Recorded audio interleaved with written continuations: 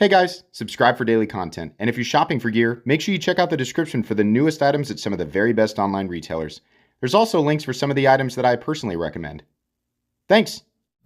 What's going on YouTube? Metal Complex here, and today I've got another short little unboxing video to share with you guys.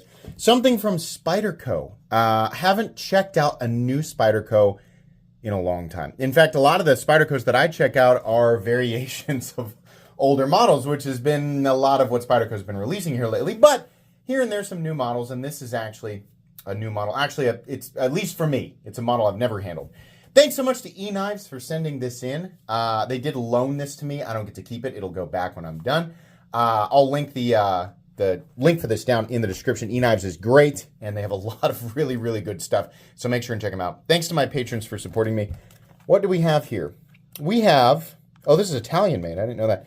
The Pitts 2. I also did not know that this was M398. Please excuse my gross fingernails. I just cooked sweet potatoes, and I I think some of the oil got off onto my fingernails. Gross. But anyways, what do we have going on here? This is definitely a different one. Okay. So interesting milling or interesting machining there. I'm not sure what the purpose of that is just yet, but we're going to find out. What on earth? This is so completely different. Okay, so obviously, wait a second. It's not, oh, it's a double detent. It's a double detent knife. I had no idea.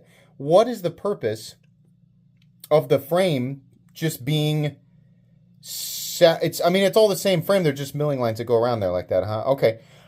So number one, it's extremely comfortable, which I probably could have guessed with it being a Spyderco knife. This is just an unboxing and first impressions. I am not reviewing this knife.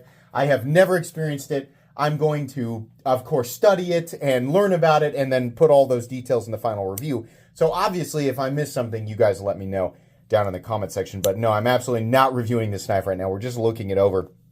Very, very comfortable. Kind of wish that there was some jimping there.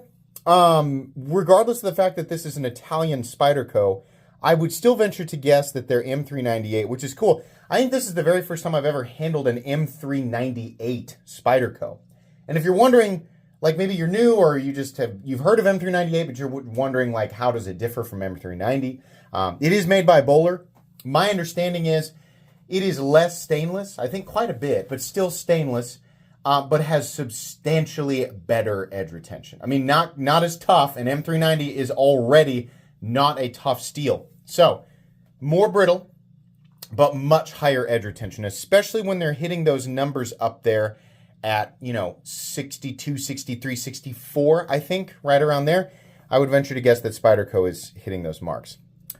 I guess probably the reason that they didn't put jimping on the back is because it's a double detent knife. I'm just now realizing that that was a stupid comment, so my fault.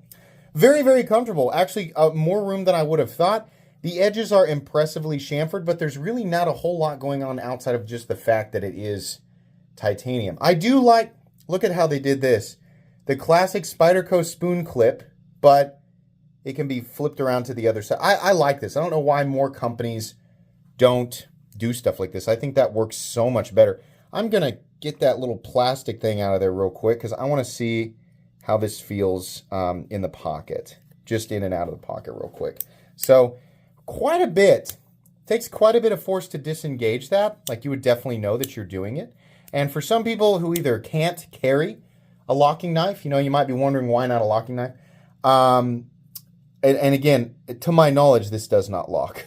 I keep thinking that these little areas here, I'm going to be able to like push them in and it's going to somehow lock the knife. Okay, sorry, I had to go look that one up mid-video just to be sure because I was like, man, this really looks like it would.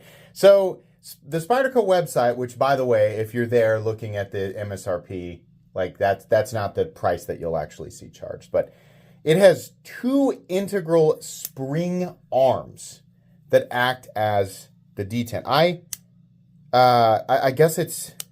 I guess it is these.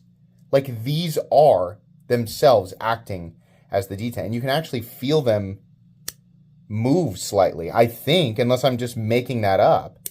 But I guess these are the spring arms. And then they're pushing against part of the blade, you know, in the open position and the closed position. So that's interesting. I've seen double detent knives before, and this just feels like a stiffer version of that.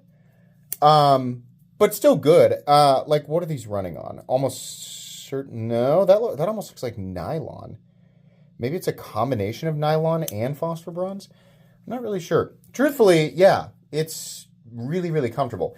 Now, this is titanium and M398. It's also made in Italy, and it's Spyderco. The only thing that could make it even more expensive would be to make it in the USA, or actually to make it in Taichung, Taiwan. But truthfully, USA. Like, there's a reason we don't see any titanium USA Spydercos, and that's because their prices would be through the roof. Their G10 stuff and their carbon fiber stuff is already absurdly expensive. So we typically do not see the titanium stuff coming from Golden, Colorado. We see it from Taichung, Taiwan, and we see it from the Italian OEM over there. But it's pretty cool. It's still going to be really pricey. I want to say that this is still in the mid 200s, which, okay, it's not the most offensively priced Spyderco that's out there by a long shot. But it's just neat to see something different. As far as the quality goes, yeah, it feels really, really good. The edge bevel is, yeah, it's okay. I mean, this area back here on Spydercos is just notoriously goofy, right? I mean, we always see that. But definitely gets a little wider out here and then starts to get a little thinner down here. Machine satin looks good. There's the designer's logo there, and it says Italy on that side. So, yeah, okay.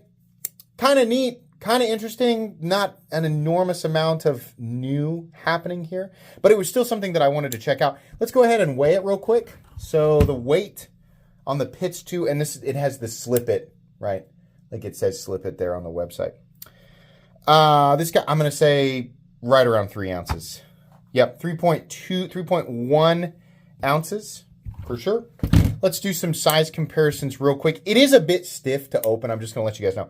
Like, I feel like this will break in, but it doesn't quite feel like, you know, your compression lock Spydercos, like your Para 3, which we'll actually get out and do a size comparison on, like, right now. There we go.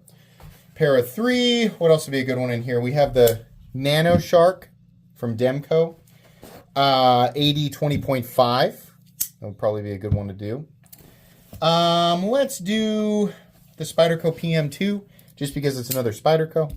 It's going to look quite a bit bigger than it actually is, just by putting it on the bottom there. Hogue Deca. And do we have the rat? I don't know where the rat went. How about just the Benchmade bug out? So there you go. Kind of interesting. It's neat to see them working with M398. Like, Spyderco always likes to mess around with, you know, the crazier steels. It's nice to not see another. I feel like a lot of the Italian and Taichung, Taiwan releases are M390. Am I wrong about, or are they 20CV? Like, we've seen a lot of that. So it's nice to see them messing around with M398.